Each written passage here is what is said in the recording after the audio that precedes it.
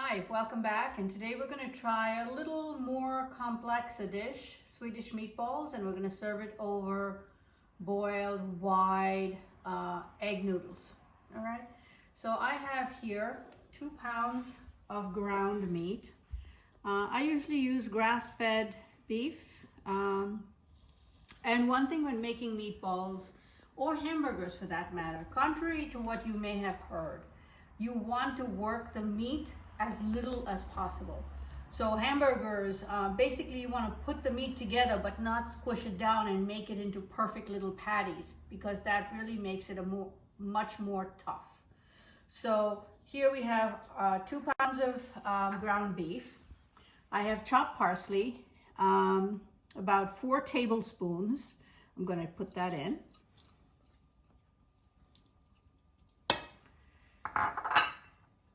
Half a cup of Panko.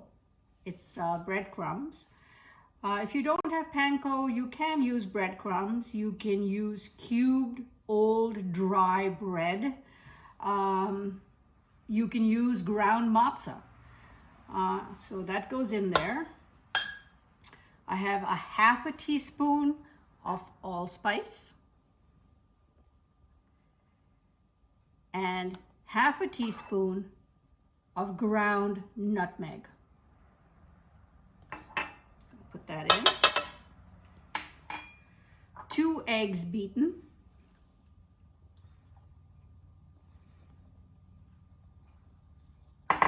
And most folks use onion and garlic powder. I prefer to use actual onions and garlic. And so I have 1 small grated onion and 8 cloves of very finely chopped garlic. Now you don't have to do this. You could instead use just 1 teaspoon of onion powder and half a teaspoon of garlic powder. Traditional Swedish meatballs actually don't use much garlic, period, but I kind of like it, so I'm going to put it in there. Now I'm going to work the meat very gently. And as little as possible, just to get everything kind of mixed up.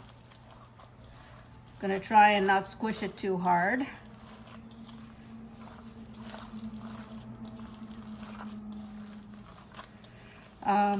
You want to put in some salt, so I'm gonna put in salt to taste.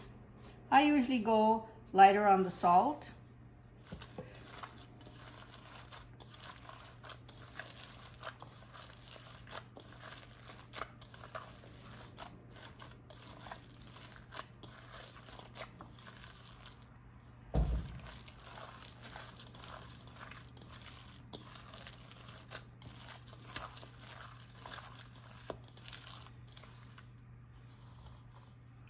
And while you keep your eye on this, I'm going to rinse my hands off and come right back.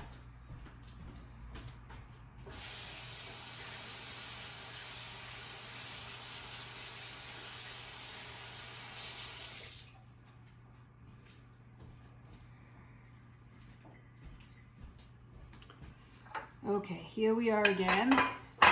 There's one more thing I'm going to add, and that is freshly ground pepper, again to taste, but I particularly like pepper, so I'm going to be a little generous with my grinding of pepper.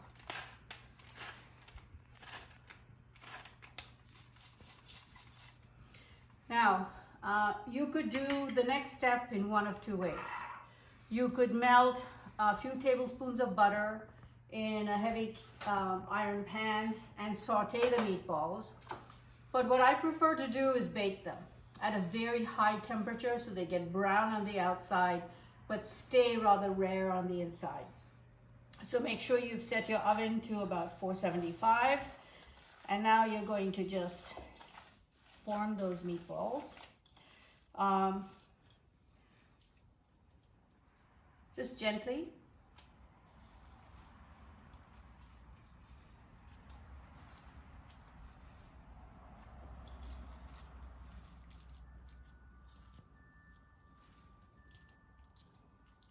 Now size can vary, right? You may prefer to have many small meatballs, and that's fine. This is the size I kind of like. If you want to be super exact, you can weigh them out and then they will be absolutely the same size. So you see, I'm not trying to make a perfect little ball, just kind of putting them together. This ensures that I don't overwork the meat too much. Okay, so I'm going to continue to do this, and then I'm going to put it in the oven at 475 and keep an eye on it.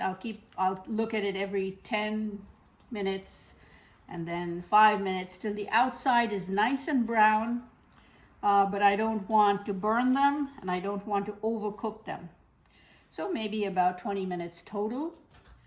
And then we will meet again and continue with our sauce and finish up with the egg noodles. See you then. Okay, here we see meatballs. It really took me only about 12 to 15 minutes at 475, and I made sure I rotated the pan so you can see they're nice and brown. I'm going to let them sit there while I make the sauce. So I have a pan here. It's a heavy cast iron coated pan, and I'm going to have it on medium high. I'm going to put remember we have about 2 pounds of meat, so 4 tablespoons of butter in there, and I'm going to wait till that melts.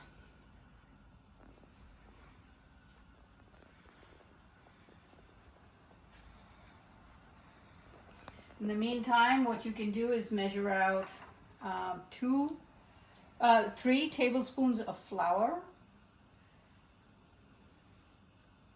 And while that's melting, in the flour, I am going to grate some pepper.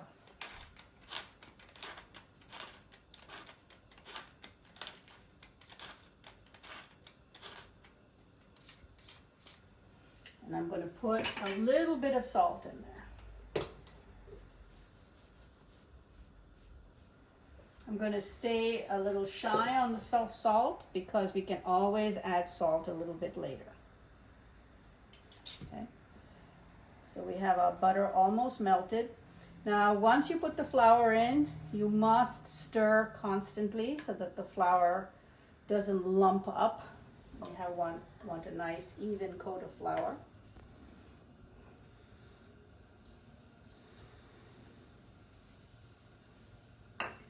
Also, what I have ready here are 2 cups of beef broth.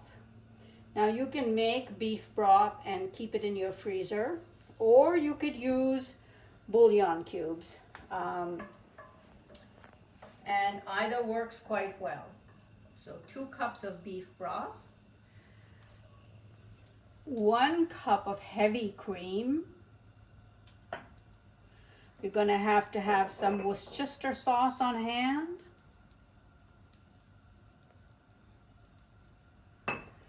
And some Dijon mustard. Okay, so here we go. Our butter is all melted, and now what I'm just going to do is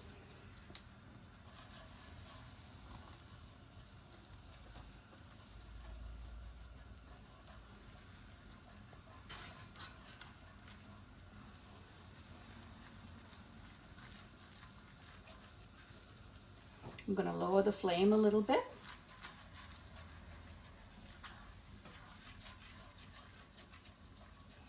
And you want the flour to become just a tiny bit brown. So you don't want a white gravy. You want a light brown gravy. So I'm just going to keep stirring this. I have a nice smooth mix here. I don't see any lumps, which is good.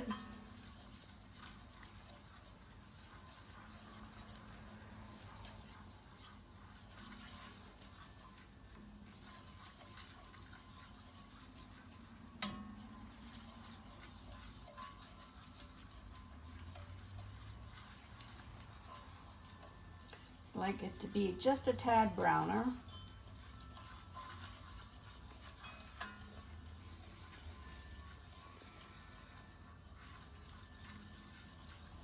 Okay, and I'm going to start drizzling in the broth.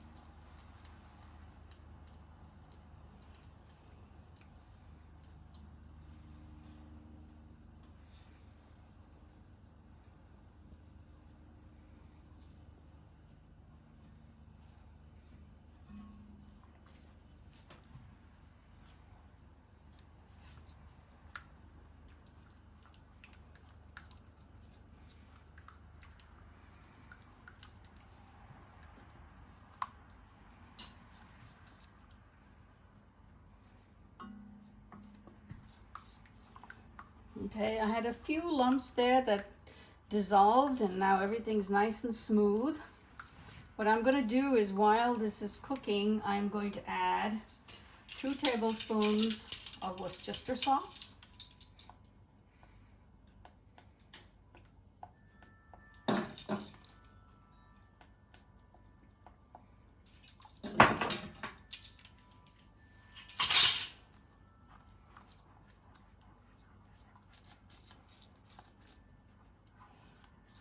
Now, if this becomes too thick, always feel free to add a little more water. I'm going to add 1 teaspoon of Dijon mustard. I'm going to make it a nice heaping teaspoon.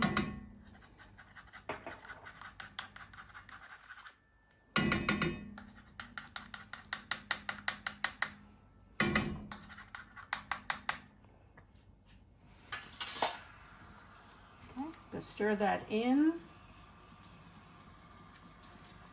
Keep mixing. I'm going to add the cream.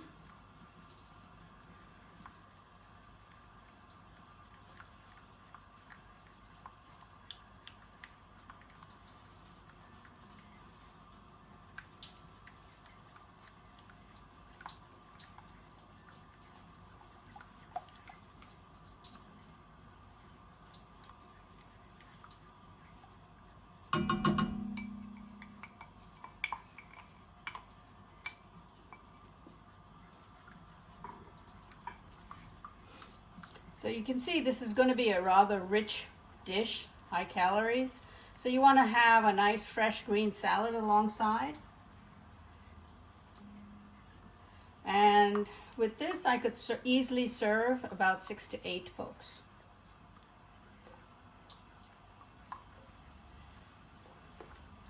You see, I have a beautiful, clear, non-lumpy sauce, which is what you want.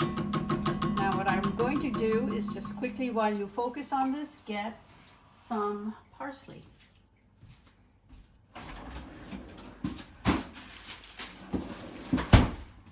Now a little suggestion here, you know, when you buy parsley, you buy a big bunch and then you rarely use all of it.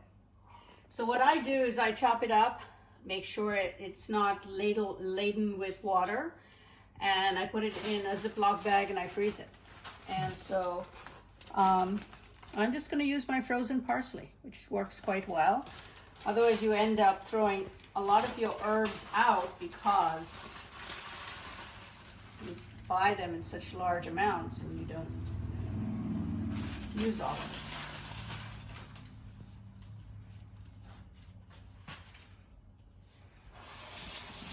Okay, now while that's heating up, I'm going to gently now put each of these meatballs back in and